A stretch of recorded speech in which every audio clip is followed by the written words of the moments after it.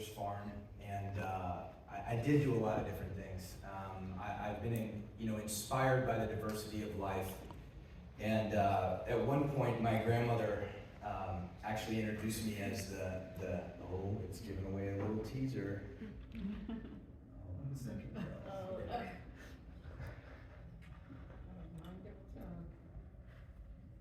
Maybe we just do that. So my grandmother introduced me as the grandson who doesn't know what he wants to be when he grows up. And that was a jab, but it's really lit a fire under my, to really think about why have I been drawn to all of these different things, I worked in restaurants and hospitality. I worked for a biodynamic farm in western Colorado, in winemaking in Napa on a large 90,000 acre cattle ranch. And I realized that it really all has led to what I'm doing now. And that diversity is really key across everything that I think about, and really whether it's the nutrient density of the Onda oil that I'm making or the calendula oil.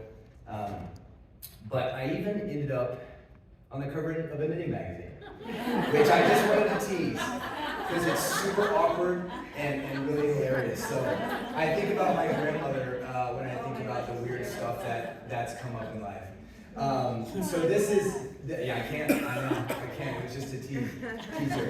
So when things really took off for me in the regenerative ag space, that's when I was working for Lance at Jackrabbit Hill Farm in western Colorado. And prior to this, I was in Napa, California, working in the wine business, and really one of the biggest things that I gleaned from that was farming on the highest level and then not screwing it up on the way to the bottom. So, with Onda, we're really looking to create the most nutrient-dense ingredient and then be very gentle in stewarding that to the consumer or to the brands that we sell oil to. So this is Lance broadcasting some of the biodynamic compost in the spring after the horns have been in the ground all year. And what I loved about this farm and this experience in particular was that they're on top of Redlands Mesa in western Colorado. And on either side of this fence is just sagebrush. It's just dry, arid ground. And what they've been able to do, of course, with some water, but they've been able to build an extremely vivacious, vital ecosystem. And at the core of biodynamic farming and regenerative agriculture, in my observations, it's about building life and it's about supporting the vitality from within. So you're building that energy from basically the dynamic aspects of the ecosystem, including animal husbandry. And this was a real wake-up call for me in my journey. I think that seeing the life on the farm, tasting the flavor and understanding that expression was really separate from a lot of the other kind of agricultural endeavors I'd been a part of. And I think we can all agree that we are dealing with a weird time, and not to go down too much of a dark path. We need these kind of living systems thinking more than ever, and I think that sustainability is a fantastic bridge, and it's so great that we're here bonded by that. But I see on the other side of that river regeneration, and regeneration I think is an opportunity to course correct. It's an opportunity to be proactive in what we're rebuilding. And I think that just like a lot of commodity, commercial, industrial farms get caught up in monocropping and efficiency, even the way we're doing business and the way we're living can follow that same pattern. I had a bit of a pivot, almost an ego death, a revelation, a real big change last summer when just enough things started to happen with my business to where it felt like it was taking on water. And I started to wonder, am I delusional? I'm gonna let everyone down. I'm the only full-time employee. I have some teammates, but we're a very small operation. But in this time, I realized that I was so focused on this regenerative agriculture sourcing part of my business that I was neglecting to take care of myself. I was neglecting to build capacity and regenerative qualities in my teammates. And I was monocropping my life, I was monocropping my business, and it led to a lot of the same burnout that I think the planet is facing because of these extractive methods that have gotten us to where we are. So I guess my point is, I don't want to sustain from this place, this low place of degradation and extraction, but rather how can we look at more dynamic regeneration, right? So supply chains, extremely important, but also, what I'm learning from being a part of this group, for example, which is Regenerative Studio. This is a 3-year incubator program that's started by Lauren Tucker, who started Kiss the Ground. And we meet every Wednesday for 2 hours. We meet in person 3 times a year. And we're working with Carol Sanford's regenerative living systems principles, and it's been so disruptive. And I think it's part of what saved me and my business at the time where there was no separation.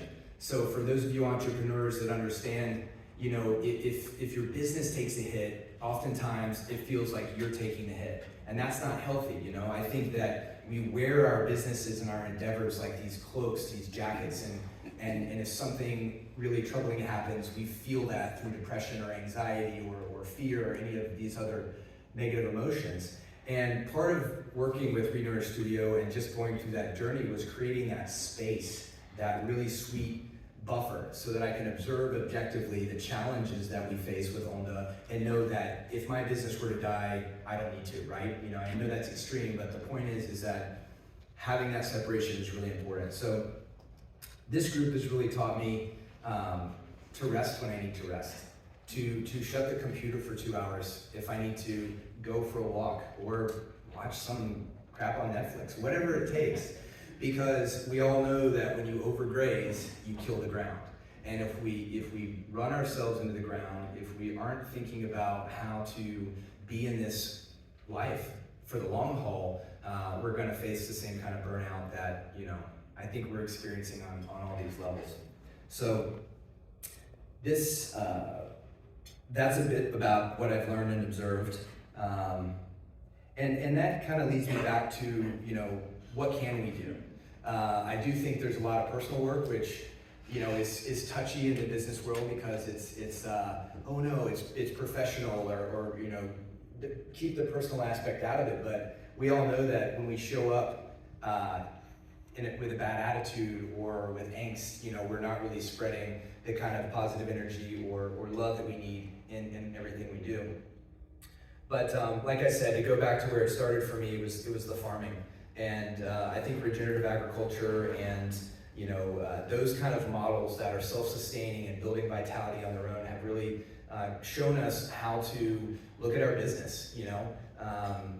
Whether it's diversification in revenue or revenue channels, or just like I think the last year for my business was a fallow field. It was a rest year where we could regroup and figure out what do we really care about, what are our strengths, and how do we come back stronger. And just like that pasture, it grows back much more vital.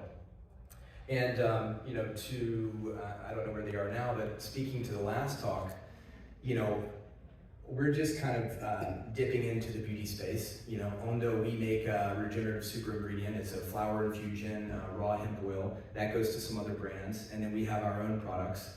But I think it's clear, whether you're an expert or not, that there's a lot of products that really aren't as clean as they say, and they don't have a lot of access to source and story. And there's also an issue. You could be farming on the highest level, but if you're over processing it, you're leaving the spirit of that ingredient on the table. And so I think, again, looking at the nested holes and holistic regeneration or sustainability, wherever you are on the journey, it's the ingredients too. So, we're aiming to try to fall into that same thinking with natural wine, which is don't screw it up on the way to the bottle. So I think there's an invitation here really for all of us to consider, what is regeneration for us and how can we integrate regenerative ingredients and principles into what we do? Because I think that's going to be what's going to help us, move forward. And it's popping up, there are big companies that are making moves to try to support and source from regenerative supply chains. So it's a good time. It's a good time to consider that. So I guess my invitation is to look at regenerative agriculture, look at regenerative living systems, maybe as a way to bring more vitality into our businesses, into our lives, And that's just been, you know, a couple of my observations along the last 14 years in regenerative agriculture. So, yeah, that's it.